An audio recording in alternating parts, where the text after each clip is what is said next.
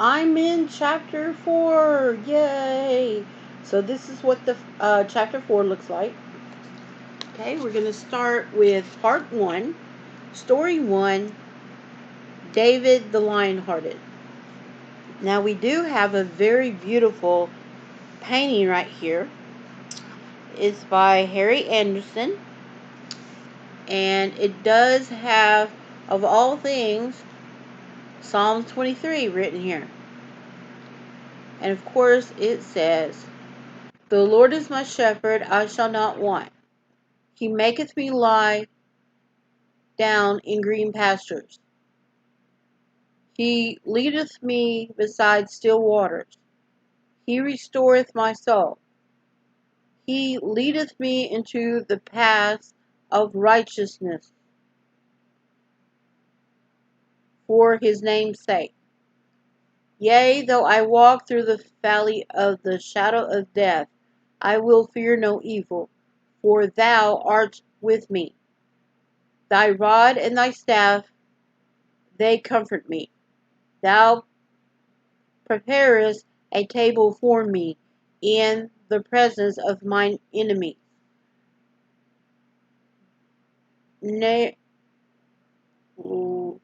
Okay, of my enemies. That's why I have this marker. Thou anointest my head with oil. My cup runneth over.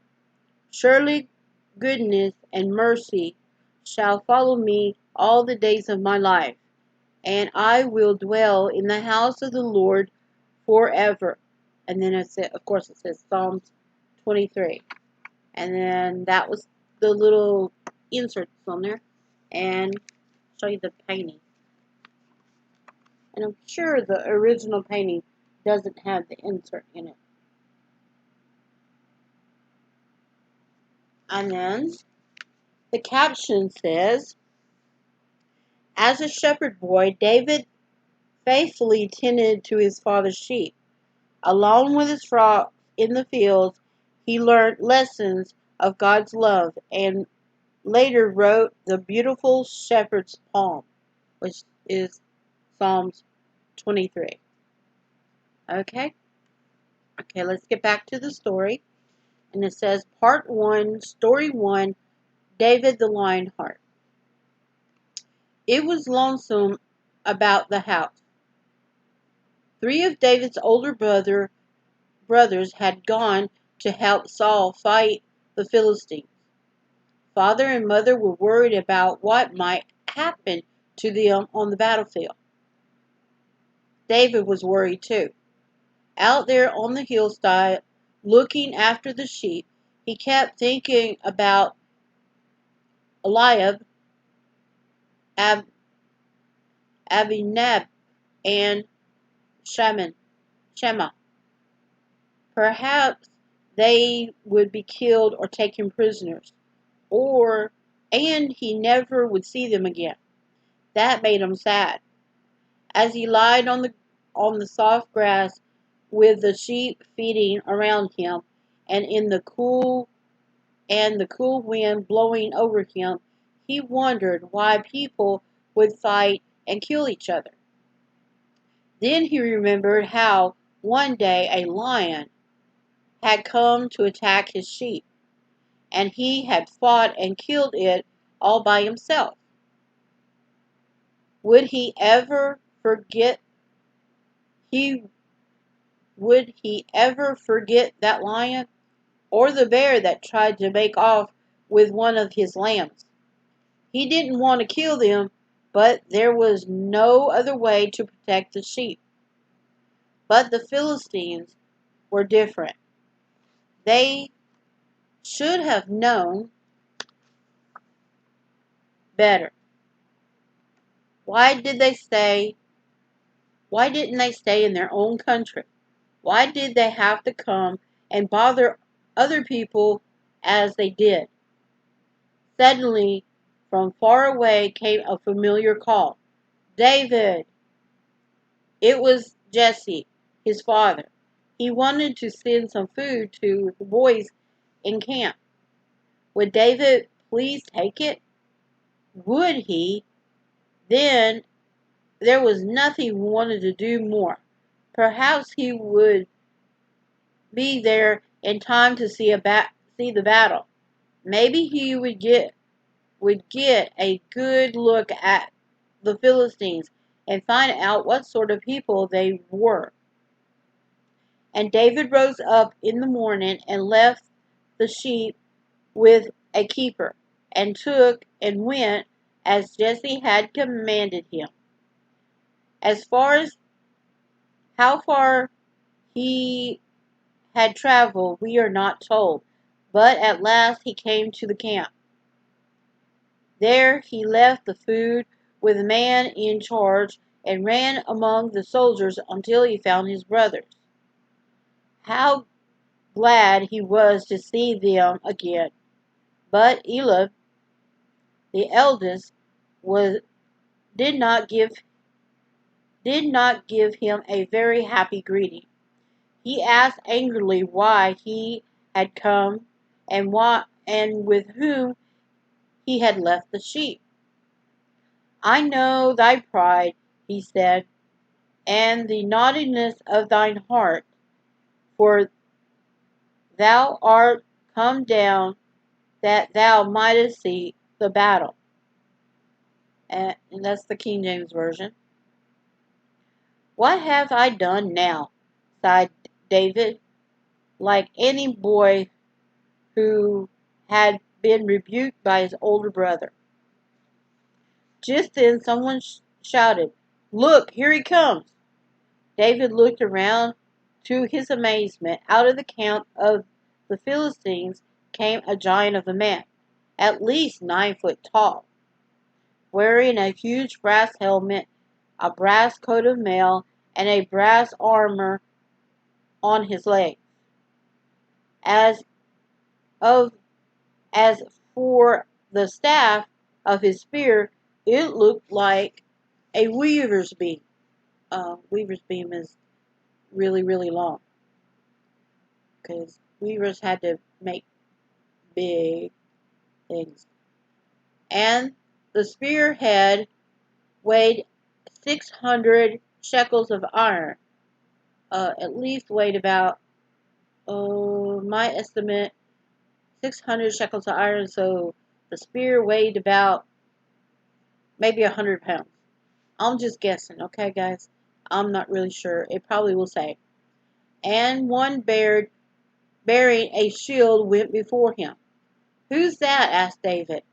Goliath of Gath, said someone, beginning to run away as the giant strode down to the valley which separated the two armies.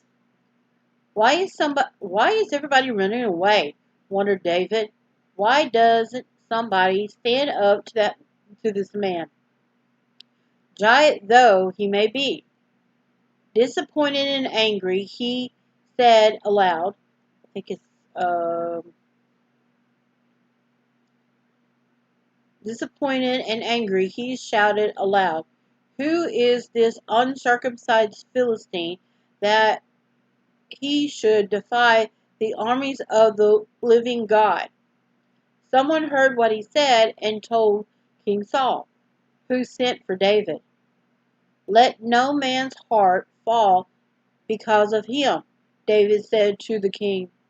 "Thy servant will go and fight with the Philistines."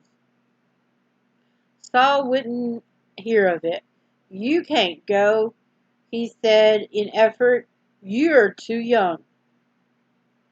But David told the king about his fight with the lion and the bear, adding, "The Lord that delivered me out of the paw of the lion and out of the paw of the bear will deliver me out of the hands of this Philistine." At last Saul was convinced.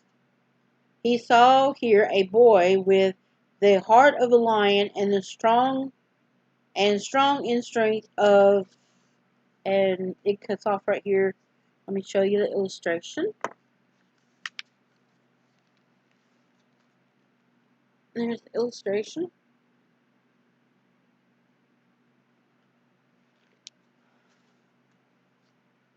He saw here a boy with a heart of a lion and strong in the strength of God. He told David he could go fight Goliath if he wanted to, and gave him a suit of his own armor to protect him. Of course, the armor was too big. Nothing fit. David felt uncomfortable. I can't go in these, he said, and took the armor all off again. Then, a staff in his hand, he walked down to the brook in the valley and carefully chose 5 smooth stones, putting them in his shepherd bag, which he carried. Not many people know this, but Goliath had 4 other brothers. So, and he didn't know that either.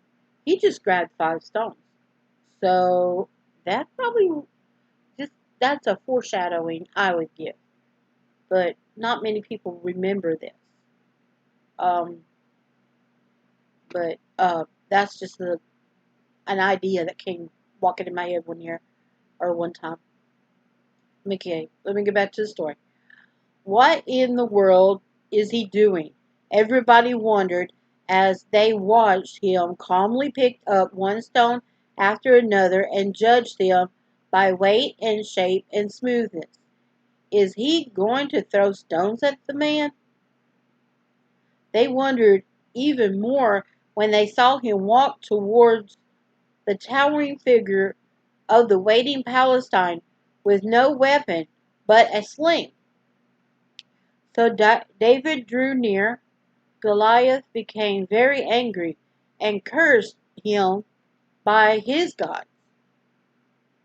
Am I a dog, he cried, that thou comest with me with a staff, with staffs? Yeah, the staff.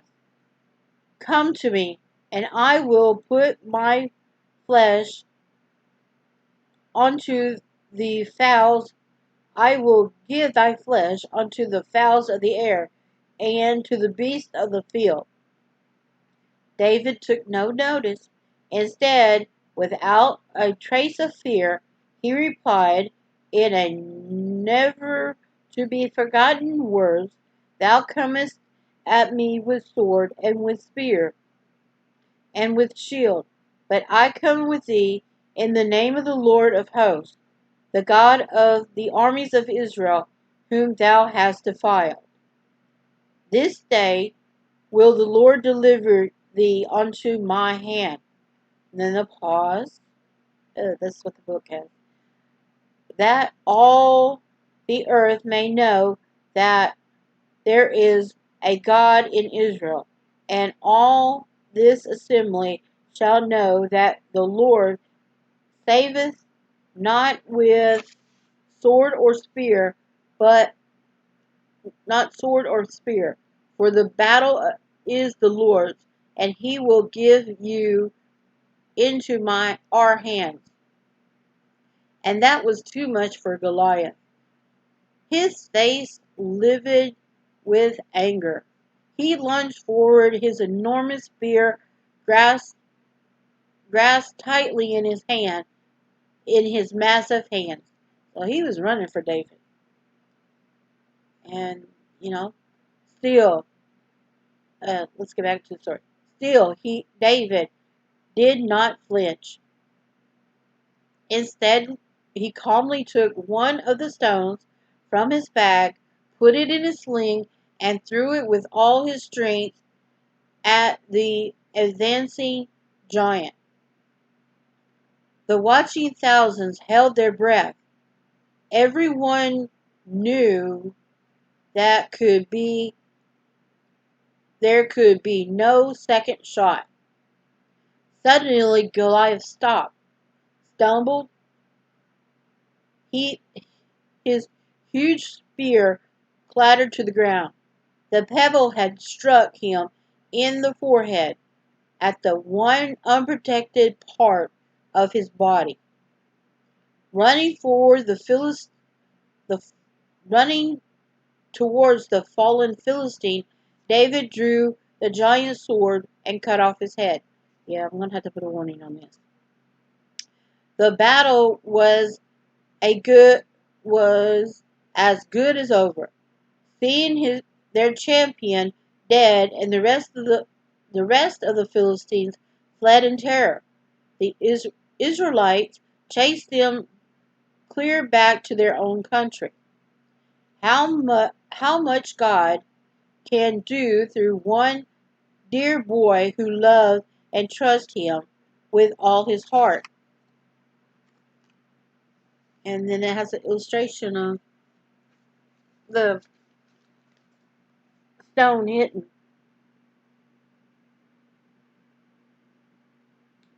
Goliath.